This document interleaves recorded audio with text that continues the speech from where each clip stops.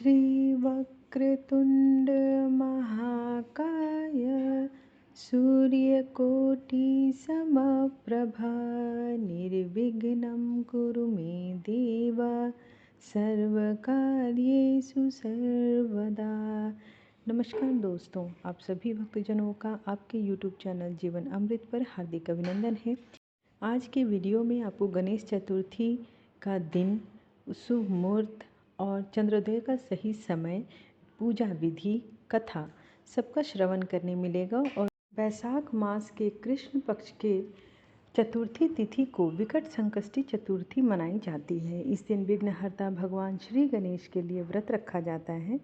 साल 2024 में विकट संकष्टी चतुर्थी का व्रत 27 अप्रैल 2024 शनिवार के दिन रखा जाएगा। इस दिन रात्रि में चंद्रमा के पूजन के बाद अर्घ्य देते हैं। इस व्रत को रखने से गणेश जी की कृपा प्राप्त होती है और सभी काम सफल होते हैं। विकट संकष्टी चतुर्थी 2024 की शुभ तिथि। चतुर्थी तिथि की शुरुआत 27 अप्रैल 2024 को सुबह 8:17 से होगी और चतुर्थी तिथि समाप्त 28 अप्रैल 2024 को सुबह 8:21 तक रहेगी। संकष्टी चतुर्थी के दिन चंद्रोदय का समय रात 10:23 रहेगा। संकष्टी चतुर्थी के दिन साधक को गणेश जी की पूजा से दुखों से छुटकारा मिलता है। इस व्रत को कोई भी रख सकता है। संकष्टी चतुर्थी का अर्थ होता है संकट हरने वाली चतुर्थी तिथि। इस दिन गणपति जी के देवताओं का संकट दूर किया था, इसलिए इसको संकट चौथ के नाम से भी जाना जाता है। अगर आप भी अपने जीवन में चल रही समस्याओं का अंत करना चाहते हैं तो इस दिन गणेश जी की पूजा पूरे विधि विधान के साथ करें और इस दिन व्रत करने से सभी जीवन में मंगल का आगमन होता है। संकष्टी चतुर्थी की पूजन विधि कुछ इस प्रकार है। इस दिन सुबह नहाकर साफ वस्त्र धारण करें। मंदिर में चौकी पर लाल कपड़ा बिछाकर गणेश जी की मूर्ति या तस्वीर स्थापित करें। घी का दीपक जलाएं। गणेश जी को दुर्वा घास अर्पित करें। गणेश जी को फल, फूल और मोदक अर्पित करें। गणेश चालीसा और आरती जरूर करें। साथ ही विकट संकष्टी की कथा जरूर करें। रात के समय चंद्र दर्शन करें और चंद्रमा को अर्घ्य जरूर दें। इसके बाद आइए अब हम लोग सुनते हैं गणेश चौथ की कथा। बुधवार का दिन हो या संकष्टी चतुर्थी, गणेश जी का खास समय है। इस दिन इनकी विशेष पूजा करना चाहिए। पूजा करने के दौरान गणेश जी को विशेष वस्तुएं अर्पित की जाती हैं जो कि उनके पसंद की होती हैं। इन वस्तुओं को अर्पित करने से गणपति जी प्रसन्न हो जाते हैं। आइए मैं आपको 5 वस्तुएं बताती हूँ जिसे चढ़ाने से गणेश जी अति प्रसन्न होते हैं। पहला, मोदक के लड्डू। गणेश जी को मोदक या लड्डू का नैवेद्य अच्छा लगता है। मोदक भी कई तरह के बनते हैं। खास तौर पर गणेश पूजा के अवसर पर घर घर में तरह तरह के मोदक बनाए जाते हैं। मोदक के अलावा गणेश जी को मोतीचूर के लड्डू भी पसंद है। शुद्ध घी से बने बेसन के लड्डू भी पसंद है। इसके अलावा आप उन्हें बूंदी के लड्डू भी अर्पित कर सकते हैं।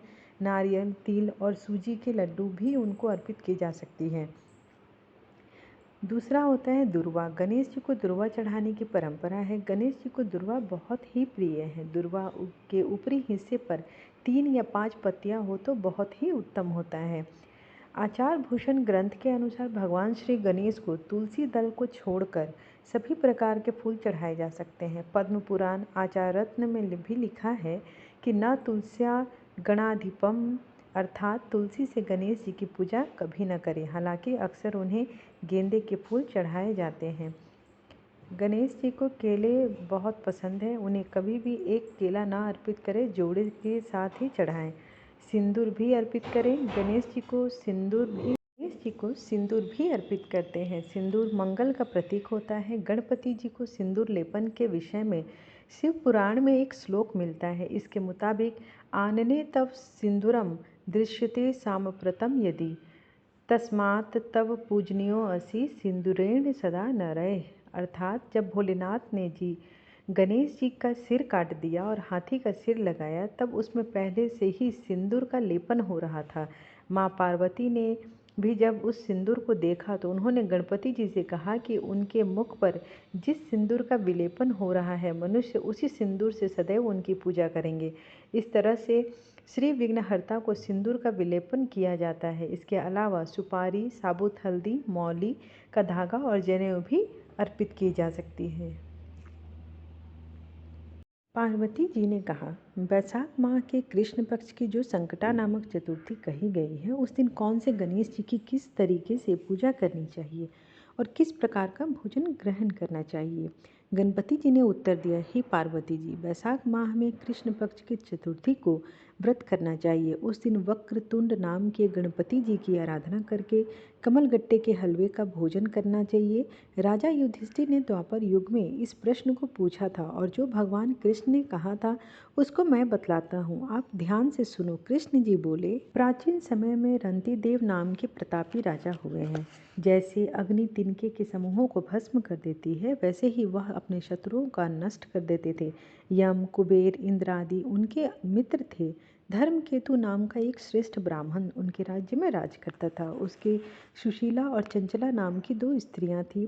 सुशीला सदैव कोई न कोई व्रत करती रहती थी, अतः उसका शरीर दुर्बल हो गया था। इसके विपरीत चंचला कभी भी कोई उपवास नहीं करती थी, वह सदैव पेट भर भोजन करती थी। कुछ समय तत्पश्चात सुशीला को सुंदर लक्षणों वाली कन्या हुई और चंचला को एक पुत्र पैदा हुआ। इस बात पर चंचला सुशीला को ताना मारकर बोली, अरे सुशीला, तूने इतने उपवास करके अपने शरीर को दुर्बल बना लिया, फिर भी तूने एक कन्या को पैदा किया। मेरी तरफ देखकर मैंने कभी कोई व्रत नहीं किया, मैं कैसे हृष्ट पुष्ट हूँ, और वैसे ही बालक को भी मैंने जन्म दिया। अपनी सौत का व्यंग सुशीला के हृदय को पीड़ा देने लगा। वह विधिवत गणेश जी की पूजा करने लगी। संकटनाशक गणेश चतुर्थी को जब सुशीला ने भक्ति भाव से व्रत किया, तब रात को वरदायक गणपति जी ने उसे दर्शन दिए और बोले, हे सुशीले, तेरी आराधना से हम बहुत प्रसन्न हैं। मैं तुम्हें वरदान देता हूँ कि तेरी कन्या के मुख से निरंतर मोती व मूंगा गिरते रहेंगे, इससे तुम सदा खुश रहोगी। इसके अतिरिक्त तुम्हारे को एक शास्त्र को जानने वाला पुत्र भी उत्पन्न होगा। ऐसा कहकर गणेश जी अदृश्य हो गए। कुछ दिनों के पश्चात सुशीला के एक पुत्र हुआ। तदंतर धर्मकेतु का स्वर्गवास हो गया। उसकी मृत्यु के बाद चंचला सारा धन लेकर अन्य घर में रहने लगी। सुशीला का पति गृह में रहती हुई अपने पुत्र व पुत्री का लालन पालन करने लगी। उसकी कन्या के मुख से मोती और मूंगा गिरने के कारण सुशीला के पास थोड़े समय में ही काफ़ी धन इकट्ठा हो गया। चंचला इस कारण उससे जलने लगी। एक दिन चंचला ने हत्या करने के इरादे से सुशीला की पुत्री को कुएं में गिरा दिया। उस कुएं में गणेश जी ने अपने जीवन की रक्षा की तथा वह बालिका राजी खुशी अपने माता के पास लौट आई। ऐसा देखकर चंचला का मन क्रोधित हो उठा। वह विचारने लगी कि ईश्वर जिसकी रक्षा करता है उसे कोई भी नहीं मार सकता। सुशीला अपनी पुत्री को पुनः प्राप्त कर अति प्रसन्न हुई। पुत्री को अपनी छाती से लगाकर वह कहने लगी, भगवान गणपति जी ने तुझे दोबारा जीवन दान दिया। जिनका कोई नहीं होता उनके स्वामी गणेश जी हैं। चंचला ने आकर उसके पैरों में अपना सिर झुकाया। चंचला को देखकर सुशीला बहुत आश्चर्य में पड़ गई। चंचला ने हाथ जोड़कर कहा, बहन सुशीले, मैं बहुत पापणी हूँ और नीच हूँ। आप दया करने वाली हो। आपने दोनों कुलों का भला किया है। आप मेरी गलतियों को क्षमा करें। जिसके भगवान रक्षक होते हैं उसका कोई कुछ नहीं बिगाड़ सकता। जो मनुष्यों, साधुओं एवं अच्छे पुरुषों के दोषों को देखते हैं वे अपने कर्म से स्वयं ही नाश को प्राप्त होते हैं। तत्पश्चात चंचला ने भी उस कष्टनायक तथा पुण्य को देने वाला संकटनाशक गणपति जी के व्रत को किया। गणपति जी की कृपा से उन दोनों में दोस्ती हो गई। जिस पर गणेश जी प्रसन्न होते हैं उसके बैरी भी सखा बन जाते हैं। सुशीला के संकटनाशक गणेश जी चतुर्थी का व्रत किसे जाने के फलस्वरूप उसकी सौत चंचला का मन पलट गया।